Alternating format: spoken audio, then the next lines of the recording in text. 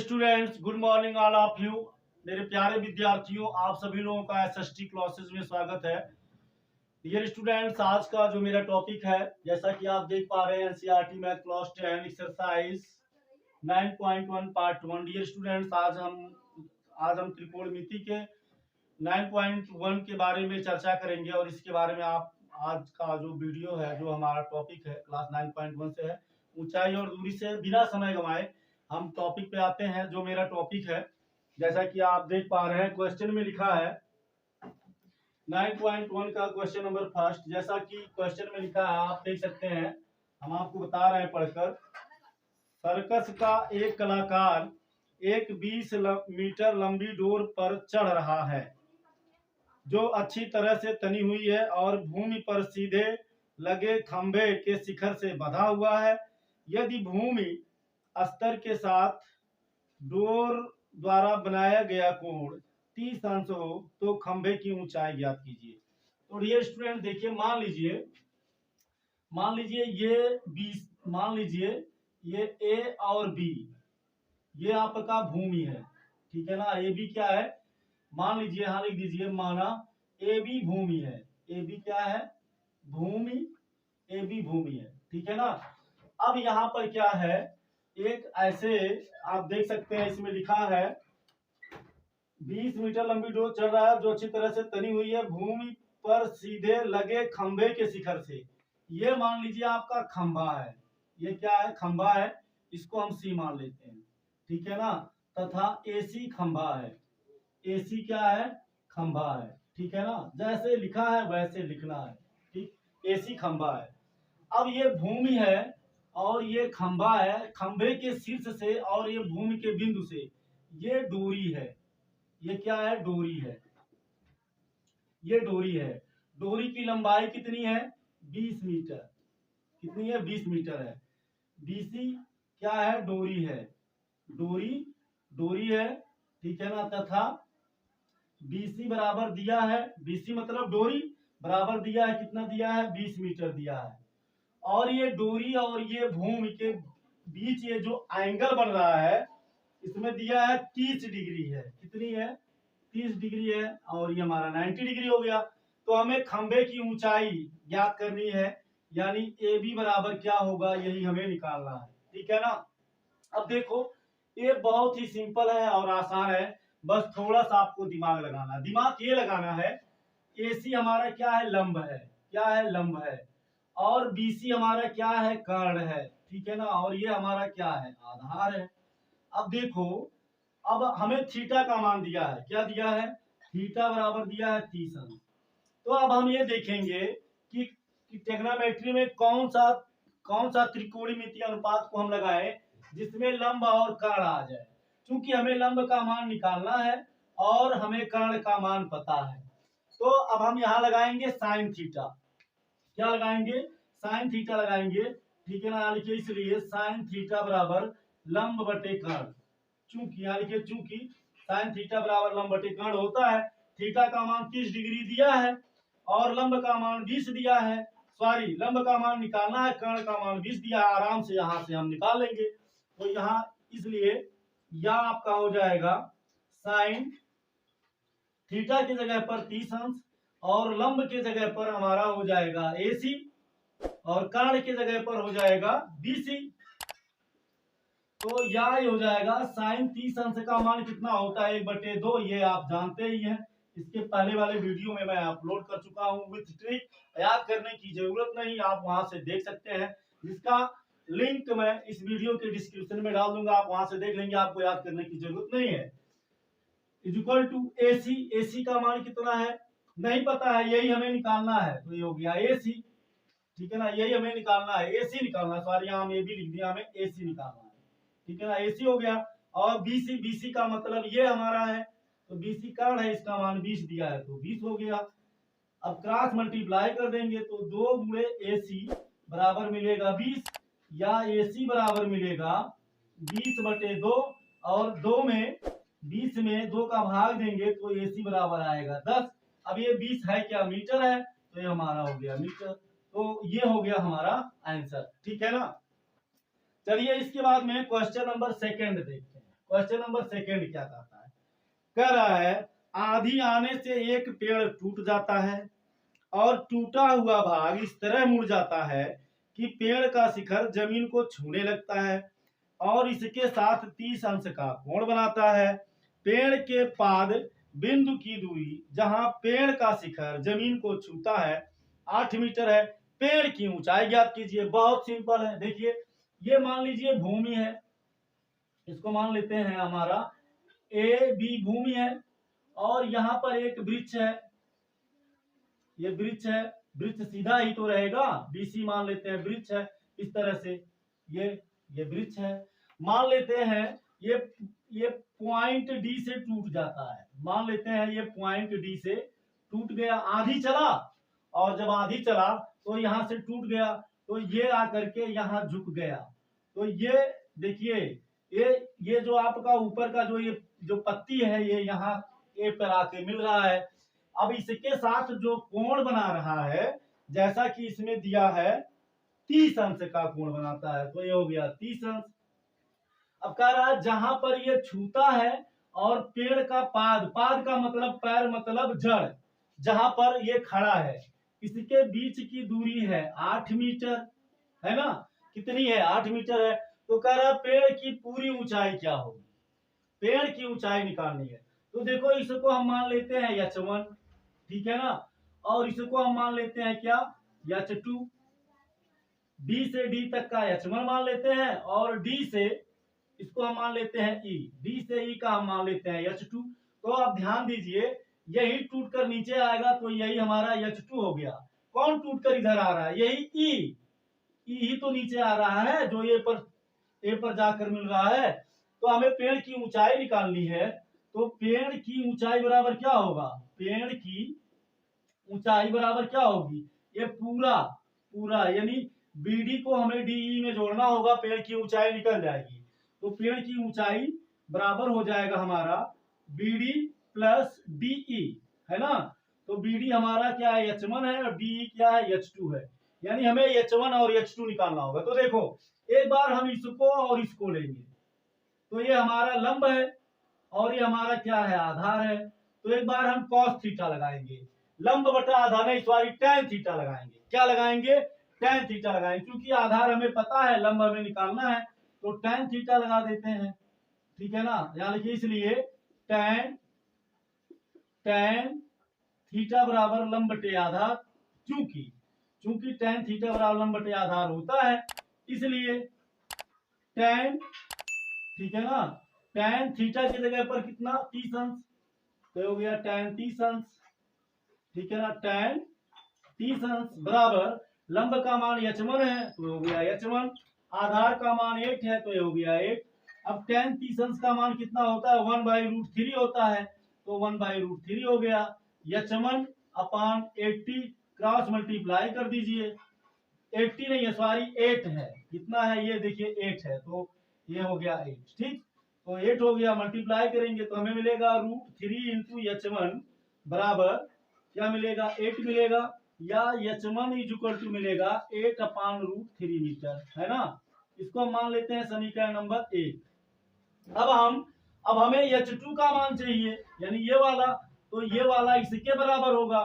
तो यहाँ देखो आधार है, ये आधार है और ये कर्ण है, तो कर्ण और आधार किसमें लगता है? cos थीटा में। तो यहाँ लिखिए चूंकि cos थीटा बराबर होता है आधार बटे कर्ण, ठीक है ना, इसलिए cos थीटा की जगह पर 30 अंश बराबर आधार का मान 8 हो गया और कर्ण का मान हमारा h2 है तो h2 हो गया।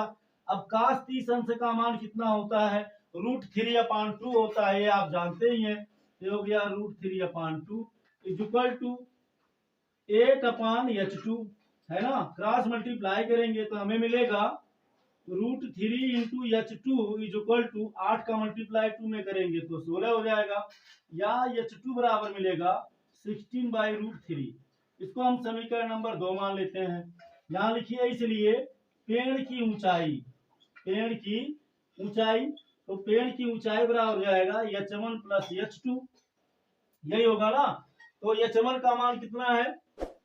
यहाँ चलिए हम यहाँ लिख देते हैं, ठीक है ना। चलो अच्छा यहाँ देख लेते हैं h1 का मान कितना है। h1 का मान है 8/√3, तो 8/√3 हो गया। प्लस h2 का मान कितना है 16/√3, तो ये हो गया आपका 16/√3। अब देखो दोनों का हर बराबर है, दोनों का डिनोमिनेटर बराबर है, तो ये हमें मिल जाएगा कितना, ये हमें मिल जाएगा बराबर, यहाँ लिख दे रहे हैं, ये ऊपर वाला डायरेक्ट जुड़ जाएगा, तो 16 8 24, तो हो गया 24/√3। ऊपर नीचे √3 का मल्टीप्लाई कर दीजिए इसका परमेयीकरण करने के लिए, तो ये हो जाएगा 24√3/3। √3 का √3 में होगा, रूट कैंसिल हो जाएगा, तो 3 8 जा 24, ये हो गया आपका 8√3 मीटर, है ना। ये आपकी हो गई पेड़ की ऊंचाई, ये आपकी हो गई पेड़ की ऊंचाई, यहाँ लिखिए, इसलिए पेड़ की ऊंचाई बराबर हो जाएगा 8√3 मीटर। और आप चाहते हैं तो √3 की जगह पे 1.732 रख दीजिए और 8 का मल्टीप्लाई कर दीजिए, यानी 8 इंटू √3 की जगह पे 1.732 करने के बाद जो आए उसको लिख करके यहाँ मीटर लिख दीजिए, ठीक है ना, वो भी सही है। और यदि मल्टीप्लाई करके लिखेंगे तो ये भी सही है। चलिए आप फटाफट स्क्रीनशॉट लीजिए, इसके बाद हम नेक्स्ट क्वेश्चन देखते हैं, ठीक है ना। इसके बाद नेक्स्ट क्वेश्चन देखते हैं, हो गया। चलिए बहुत इजी है, आपको बिल्कुल थोड़ी सी भी परेशानी नहीं होगी, बस ये है कि थोड़ा आपको ठहरना होगा। आप देखेंगे शुरू से तो आपके समझ में आएगा 100%, बिल्कुल कहीं पर कोई भी कंफ्यूजन या प्रॉब्लम थोड़ा सा भी क्रिएट नहीं होगा। आप आसानी से बड़े ही सहज भाषा में समझ जाएंगे, थोड़ा सा भी प्रॉब्लम आपको नहीं होगा, ठीक है ना। चलो अब देखते हैं हम क्वेश्चन नंबर 3, ठीक है। तो क्वेश्चन नंबर 3 हमारा जो है, हम आपको पढ़ के बता रहे हैं, आप बुक में देख सकते हैं। एक ठेकेदार बच्चों को खेलने के लिए एक पार्क में 2 फिसलन पट्टी लगाना चाहता है, जैसा कि पार्क में बनाया जाता है, आप जानते ही हैं। 5 वर्ष से कम बच्चों के लिए वह ऐसी फिसलन पट्टी लगाना चाहता है जिसका शिखर 1.5 मीटर की ऊंचाई पर हो और भूमि से 30 अंश का कोण बनाए या 30 अंश के कोण के साथ झुका हो, जबकि इससे अधिक उम्र वाले बच्चों के लिए 3 मीटर ऊंचाई पर एक अधिक ढाल की फिसलन पट्टी लगाना चाहता है जो भूमि के साथ 60 अंश का कोण बनाता हो। तो कह रहा प्रत्येक स्थिति में फिसलन पट्टी क्या होनी चाहिए। तो इसमें 2 क्वेश्चन दिया है, ठीक है ना। पहला क्वेश्चन देखिए, 5 वर्ष के लिए वह ऐसा फिसलन पट्टी बनाना चाहता है जिसकी ऊंचाई, ये आपकी हो गई कितना, इसको आप मान लीजिए, ये मान लीजिए ए और ये मान लीजिए बी, जिसकी ऊंचाई 1.5 मीटर है ना, इस तरह से। अब जब फिसलन पट्टी बनाएगा तो ऐसे बनाएगा ना, ऐसे बनाएगा, ऐसे। ये आप तो जानते हैं, ये पार्क वर्क में रहता है, बच्चे इसी पर से फिसलते हैं। तो कह रहा है इसकी लंबाई क्या होगी, इसकी लंबाई क्या होगी, ठीक है ना। ये फिसलन पट्टी है, ये क्या है आपका, ये है फिसलन पट्टी, ये आपका फिसलन पट्टी है, ये इसी की लंबाई हमें निकालनी है। ऊंचाई 1.5 मीटर दिया है, जबकि कोण दिया है कितना, कोण दिया है 30 अंश, तो ये कोण आपका हो गया 30 अंश। अब देखो हमें लंब मालूम है, लंब मालूम है, कर्ण निकालना है, थीटा दिया है, तो कौन सा लगेगा, साइन थीटा लगेगा। क्या लगेगा, साइन थीटा लगेगा, चूंकि साइन थीटा बराबर होता है लंब बटे कर्ण, है ना। या साइन थीटा की जगह पर हो जाएगा 30 अंश, लंब की जगह पे हो जाएगा 1.5 और कर्ण की जगह पर हो जाएगा हमारा, इसको हम सी मान ले तो क्या हो जाएगा BC या फिसलन पट्टी। BC का मतलब फिसलन पट्टी, ठीक है ना। तो साइन 30 का वैल्यू होता है 1/2 इज इक्वल टू 1.5/BC।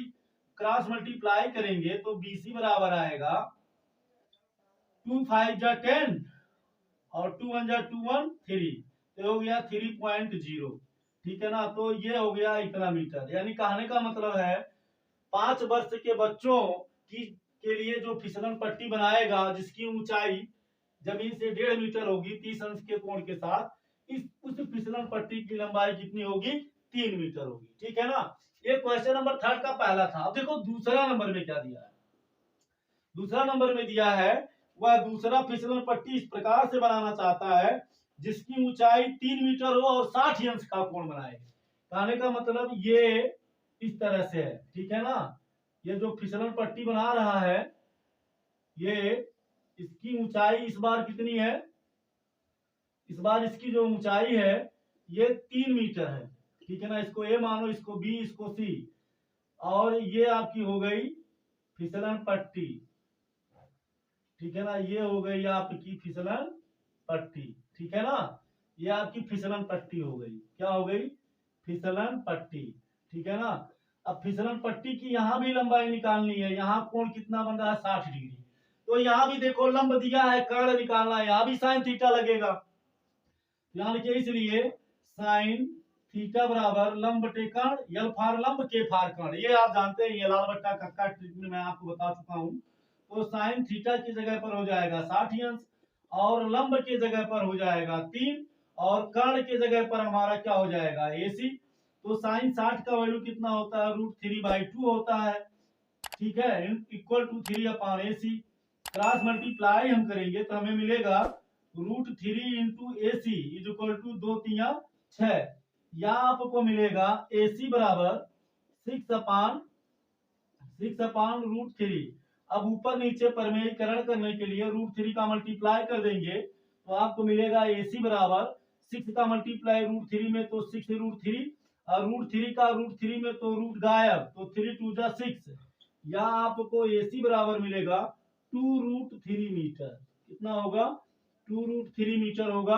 और यदि आप इसको और अच्छा करना चाहते हैं, ठीक है, इसके रूट को हटाना चाहते हैं, तो AC बराबर हो जाएगा 2 इंटू √3 के प्लेस पर लिख सकते हैं 1.732, मल्टीप्लाई कर देंगे आप तो आपको मिल जाएगा AC इज इक्वल टू, ठीक है ना, 1.7, देखिए √3 का मान होता है 1.732, तो 2 का गुणा 2 में करेंगे 4 आएगा, 2 का गुणा 3 में करेंगे 6 आएगा, 2 का गुणा 7 में करेंगे 14, 1 क्लोजर मतलब हासिल हो जाएगा, 2 का गुणा 1 में करेंगे 2, और 1 जोड़ देंगे 3, और 1 2 3 अंक के बाद दशमलव लगा देंगे, तो इतना मीटर हो सकता है। या आप इसको ऐसे भी लिख सकते हैं AC इक्वल टू 3.46 मीटर, ठीक है ना, ये भी सही है, या यही लिख देंगे तब भी आपका सही है। चलिए आप इसका स्क्रीनशॉट लीजिए। इसके बाद नेक्स्ट क्वेश्चन देखते हैं हम, क्वेश्चन नंबर 4 को देखते हैं। ये स्टूडेंट बहुत ही सिंपल और आसान है, बिल्कुल आपको घबराने की जरूरत नहीं है, बड़े ही आसानी से आप सारे क्वेश्चन को कर सकते हैं, बस आपको थोड़ा सा क्वेश्चन पढ़ना है। हाँ एक चीज है, अगर आप फिगर नहीं बना पाएंगे, इसमें ऊंचाई और दूरी में मोस्ट इंपॉर्टेंट क्या है, फिगर, यानी फिगर यदि आप बना ले जा रहे हैं अच्छे से, ठीक है ना, तो सवाल चुटकी बजा के लगेगी, बिल्कुल दिक्कत नहीं होगी, और फिगर भी बनाने में प्रॉब्लम नहीं है। क्यों नहीं है, क्वेश्चन को वैसे कर रहा है वैसे बनाओ, फिगर ऑटोमेटिक बनेगा। क्वेश्चन नंबर 4 देखते हैं। देखो कह रहा है भूमि के एक बिंदु से जो मीनार के पाद से 30 मीटर दूर है, तो ये मान लीजिए भूमि है, जैसे कह रहा है बस वैसे सिंपल ही मान लीजिए ये भी भूमि है, ठीक है ना। अब कह रहा है एक मीनार है, तो यहां मान लीजिए ये AC को मान लीजिए मीनार है, क्या है मीनार है, और AB को मान लीजिए क्या है भूमि है, ठीक है ना। अब देखो क्या कह रहा है भूमि के एक बिंदु से जो मीनार के पाद से 30 मीटर दूरी पे है, तो ये मीनार का क्या है, ये मीनार का पाद है, इससे पॉइंट B कितनी दूरी पर है, पॉइंट B A से पॉइंट B की जो दूरी है ये 30 मीटर है, कितनी है 30 मीटर दूर है। अब कह रहा है मीनार के शिखर का उन्नयन कोण 30 अंश है, ये मीनार है, ये जो कोण बना रहा है ये 30 अंश है, मीनार की ऊंचाई निकालनी है, यानी हमें AC निकालना है, क्या निकालना है, मीनार की ऊंचाई माने AC हमें निकालनी है। तो देखो ये हमारा क्या है, भूमि जो है यही हमारा क्या है, आधार है, इसी पर तो मीनार टिका है, तो ये आधार हो गया, और ये जो मीनार है ये खड़ा है ना 90 डिग्री के साथ, तो ये लंब हो गया, लंबवत है इसके आधार के, तो यही हमारा हो गया लंब। तो देखो आधार का मान 30 मीटर दिया है और लंब का मान हमें निकालना है, तो अब हम सोचेंगे कौन सा त्रिकोणमितीय अनुपात आएगा, तो जिसमें लंब आधार है, तो लंब आधार tan में भी आता है cot में भी आता है, तो हम tan को लगाते हैं, चूंकि tan सिंपल है, ठीक है ना।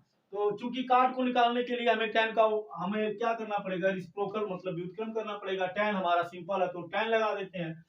यहाँ लिखिए चूंकि tan थीटा बराबर होता है लंब बटे आधार, ठीक है ना, इसलिए tan थीटा की जगह पर 30 अंश बराबर लंब है। लंब का मान हमारा कितना है? लंब का जो मान है नहीं पता है तो इसको हम AC लिख देते हैं। आधार का मान कितना है? 30, तो 30 हो गया। अब tan 30 का मान कितना होता है? 1/√3, तो 1/√3 हो गया। इसको AC लिख दिए, अपॉन 30 क्रॉस मल्टीप्लाई कर दिए, तो AC इंटू √3 बराबर हो गया 30, ठीक है ना। या AC बराबर हो जाएगा 30/√3, या इसको हम परिमेयीकरण करने के लिए ऊपर नीचे √3 का मल्टीप्लाई कर देते हैं, ठीक है ना। इससे कटेगा फिर वही आएगा। इसका परिमेयीकरण का मतलब नीचे से अंडर रूट यानी करली को गायब करने के लिए, तो 30 का गुणा √3 में होगा, तो 30√3, और √3 का √3 में रूट कैंसिल, 3 9 30, या AC बराबर आपका हो गया 10√3 मीटर। और अगर आप और चाहते हैं तो 10 में 1.732 का मल्टीप्लाई कर देंगे, ये आपका और निकल जाएगा, ठीक है ना। या यही रहने दीजिए तब भी सही है। चलिए क्वेश्चन नंबर 5 देखते हैं। क्वेश्चन नंबर 5 क्या कहता है? भूमि से 60 मीटर की ऊंचाई पर एक पतंग उड़ रही है। तो देखो, ये मान लो भूमि है, ये मान लीजिए A और B भूमि है, तो पतंग ऐसे उड़ेगा ना, पतंग ऐसे उड़ेगा ना। ये आपका पतंग ऐसे तो उड़ता है, ये आपका क्या है? पतंग है। ये आपका क्या है? पतंग, ठीक है ना। पतंग है, उड़ रही है, एक भूमि है, ठीक है ना। भूमि के एक बिंदु से पतंग उड़ रही है। चलो भाई आगे बढ़ते हैं। भूमि से 60 मीटर की ऊंचाई पर एक पतंग उड़ रही है। देखो ये पतंग है, ये हो गई ऊंचाई। ये क्या हो गई? ऊंचाई हमेशा लंबवत होती है, लंबवत मतलब 90 डिग्री के साथ। तो इसको A मान लेते हैं B, और ये इसको मान लेते हैं C। और ये जो इसकी ऊंचाई है ये कितनी है? 60 मीटर है, 60 मीटर, ठीक है ना। आगे बढ़िए। पतंग में लगी डोरी को अस्थायी रूप से भूमि के एक बिंदु से बांध दिया गया। मान लीजिए यहाँ बी से बंधा हुआ है, ये डोरी जो है ये बिंदु बी से बंधी हुई है। आगे बढ़ते हैं। भूमि के साथ डोरी का झुकाव 60 अंश है। ये जो डोरी है ये क्या है? डोरी है। और ये क्या है? हमारा भूमि है। इसके साथ जो कोण बन रहा है कितना है? 60 अंश का है। आगे बढ़ते हैं। डोरी की लंबाई ज्ञात कीजिए, यानी हमें डोरी की लंबाई ज्ञात करनी है, मतलब हमें BC बराबर ज्ञात करना है। तो देखो ये हमारा क्या है? लंब है, जो मान दिया है लंब है। और डोरी हमारा क्या है? कर्ण है, ठीक है ना। 90 अंश के सामने की भुजा जो होती है उसी को ही हमारा कर्ण कहलाता है। तो हमें कर्ण निकालना है। तो लंब कर्ण का रेशियो किस में आता है? साइन में आता है। तो यहाँ हम लिखते हैं चूंकि साइन थीटा बराबर होता है लंब बटे कर्ण, इसलिए साइन थीटा के प्लस पर क्या रख देंगे? थीटा के प्लस पर रखेंगे 60 अंश। थीटा की जगह पे 60 अंश है। लंब का मान 60 हो गया, कर्ण का मान हमें निकालना है, यानी हमें BC निकालना है, तो BC हो गया। तो अब यहाँ ये हो जाएगा साइन 60 का वैल्यू √3/2 होता है, √3/2 रख दीजिए। अब देखिए ये 60 है, इसको ऐसे लिख देंगे अपॉन BC, क्रॉस मल्टीप्लाई करिए तो आपको मिलेगा √3 इंटू BC बराबर 2 का गुणा 60 में करेंगे 120। अब यहाँ BC बराबर आपको मिलेगा 120 बटे √3, है ना। मल्टीप्लाई कर जाएगा, डिवाइड हो जाएगा। अब परिमेयीकरण करने के लिए इसके अंश और हर में √3 से गुणा कर दीजिए। तो जब गुणा करोगे तो आपको BC बराबर मिलेगा 120 √3 अपान √3 का √3 में रूट गया, 3 चौक को 12। यहाँ आपको मिलेगा BC बराबर 40√3 मीटर। यही हो गया आपका आंसर, एकदम बहुत ही मक्खन मलाई की तरह, बड़े ही प्यार और प्रेम से आ गया। और यदि आप चाहते हैं तो √3 के प्लस पर आप ऐसे 40 इंटू √3 के प्लस पर 1.732 रख करके मल्टीप्लाई कर देंगे, जो आएगा यहाँ लिख दीजिएगा मीटर डेसिमल लगा के, ठीक है ना। तो चलिए डियर स्टूडेंट्स, आज बस इतना ही। वीडियो आपको कैसा लगा जरूर कमेंट करके बताइएगा, और हम आपसे ये इतना जरूर कहेंगे वीडियो आपको अच्छा लगा तो जरूर कमेंट करिए, और अपने मित्रों में इसे शेयर कीजिए और लाइक कीजिए। और यदि आप मेरे चैनल पे नया है तो अपना प्यार स्नेह सपोर्ट कीजिए, सब्सक्राइब कीजिए। आप लोगों के प्यार और स्नेह का अब SST क्लासेस अभिलाषी है। Thank you so much. जय हिंद।